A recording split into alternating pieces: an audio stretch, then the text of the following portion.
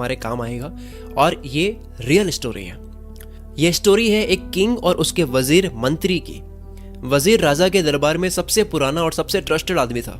राजा एक बार के लिए अपने बेटे पे शक कर सकता था, लेकिन वजीर की कही हुई बात को वो आंख बंद करके विश्वास करता था। और ये ट्रस्ट और इंटीग्रिटी की रिलेशनशिप करीब 30 साल पुरानी थी। यस, 30 साल पुराना ये विश्वास चल रहा था। 30 साल से वजीर ने राजा को कभी डिसअपॉइंट नहीं करा। हर एक डिसीजन जो राजा के लिए वजीर ने लिया हमेशा सही साबित हुआ, बेनिफिशियल रहा।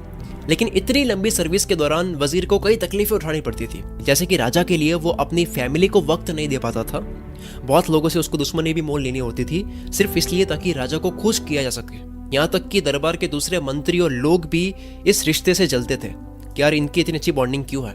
उन्हें फील होता था कि यार राजा हम पर इतना ट्रस्ट नहीं करता है, इतना ट्रस्ट दिखाता नहीं है राजा हम पे, तो इस वजीर पे क्यों दिखाता है।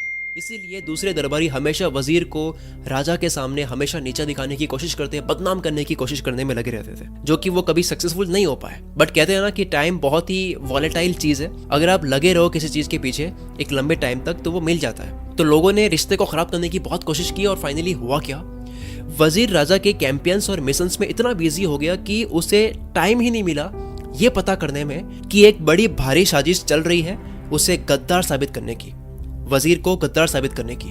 और आखिर में सबने मिलकर राजा को झूठे एविडेंस देकर, झूठे प्रूफ दिखाकर ये प्रूव कर दिया कि वजीर धोखेबाज आदमी है और जल्द ही राजा की राजगद्दी पर दुश्मनों के साथ मिलकर अटैक करने वाला है। बाकी दरबारी भी कम नहीं थे, जो ये सब साजिश रच रहे थे ये भी कम नहीं थे।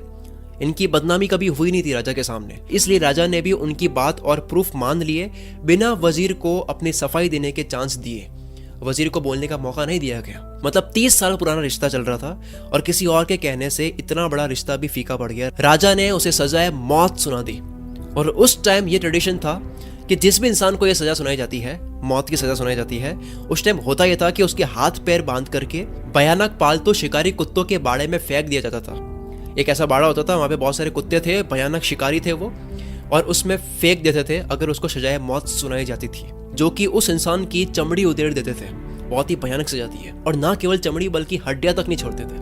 बट वजीर ने इस सजा को सुनते ही राजा से सिर्फ एक रिक्वेस्ट की कि मेरी सजा सिर्फ 10 दिन के लिए पोस्टपोन कर दो, ताकि मैं जिन लोगों के पैसे मांगता हूँ वो उनसे लेकर मैं अपने कर्जे उतार सकूं, अपनी जो भी जमीन जायदाद है वो अपने बच्चों को इक्वली बांट दो, ताकि मेरे मरने के बाद में वो लड़े ना, आराम से रह सके। तो राजा ने रिक्वेस्ट को आखिरी इच्छा मानकर एक्सेप्ट कर लिया। ठीक है, 10 दिन पोस्टपोन कर लेते हैं। तो जैसे ही उसको चांस मिल गया, उसके बाद में वजीर घर गया तुरंत भाग करके और 100 गोल्ड कॉइन्स घर से लेकर उस शिकारी के पास पहुंचा, जो उन शिकारी कुत्तों को संभालने का काम करता था, देखभाल करने का काम करता था। वही कुत्ते जो 10 दिन बाद में इसी वजीर को खाने वाले हैं। उस इंसान के पास जाने के बाद में, शिकारी के पास जाने के बाद में, वजीर ने 100 गोल्ड कॉइन्स शिकारी को देकर बस उसे ये कहा कि ये 10 दिनों के लिए जो कुत्ते हैं इनकी देखभाल करने के लिए मुझे छोड़ दो, मुझे देखभाल करने दो इनकी, मुझे इनके साथ में टाइम स्पेंड करने दो, इसकी परमिशन मुझे दे दो, मैं आपको बदले में 100 कॉइन्स दे रहा हूँ गोल्ड के।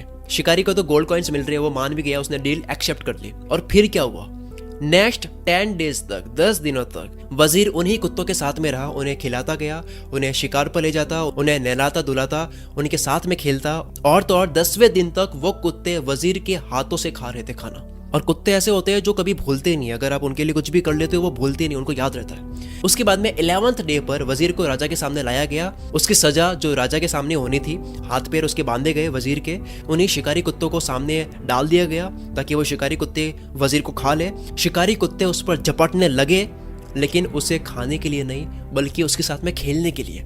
सब के सब कुत्ते प्यार से वजीर के ऊपर गिर रहे हैं, पूंछ हिला करके सारे कुत्ते वजीर को प्यार दिखा रहे हैं अपना। राजा और बाकी के दरबारी ये देखकर हैरान हो गए कि इतने खूंखार कुत्ते, एग्रेसिव शिकारी कुत्ते इस वजीर को प्यार क्यों कर रहे हैं, खा क्यों नहीं रहे, इसकी चमड़ी क्यों नहीं उधेड़ रहे। राजा ने ये सब बातें वजीर से पूछी गई कि ये क्या हो रहा है, ये खेल अलग कैसे हो गया। वजीर बोला कि महाराज मैंने इन कुत्तों की सिर्फ 10 दिन देखभाल करी है, सिर्फ 10 दिन की देखभाल की वजह से ये मुझे मारने से मुकर गए, बल्कि मुझे ये प्यार दे रहे हैं। और आपकी सेवा मैंने 30 साल की, लेकिन आपने मेरी कुछ दुश्मनों की बातों और इल्जामों के बहकाव में आकर के मुझे सजाए मौत सुना दी। राजा शर्म से पानी पानी हो गया। उसे अपनी गलती का एहसास हुआ, उसकी सजा को माफ किया और उसने वजीर को उसकी पोजीशन फिर से दे दी कि फिर से तुम काम करो, तुम तो विश्वास के लायक हो। और उन सारे दरबारियों को जिन्होंने साजिश रची थी उनको वजीर के हवाले कर दिया, जिन्होंने राजा के कान भरे थे।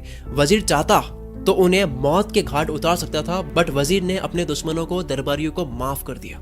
वजीर के माफ करने की वजह से राजा की नजरों में ये और ऊपर उठ गया। वजीर अगर ऐसा कुछ करता कि अपनी इनोसेंट से राजा को समझाने की कोशिश करता, अगर वो अपनी मासूमियत साबित करने की कोशिश करता कि यार मैं नहीं हूं, मैंने ऐसा नहीं करा है, तो शायद उसकी मौत हो जाती। तो शायद कुत्तों ने वजीर की चमड़ी उधेड़ दी होती। लेकिन वजीर ने सोचा कि मैं अपने आप को सही साबित वर्ड से करने से अच्छा एक्शन से साबित करूं, एक्शन से दिखाऊं राजा को कि वो कितनी बड़ी गलती कर चुका है, राजा ने कितनी बड़ी गलती करी है उसके वफादार वजीर पर शक करके।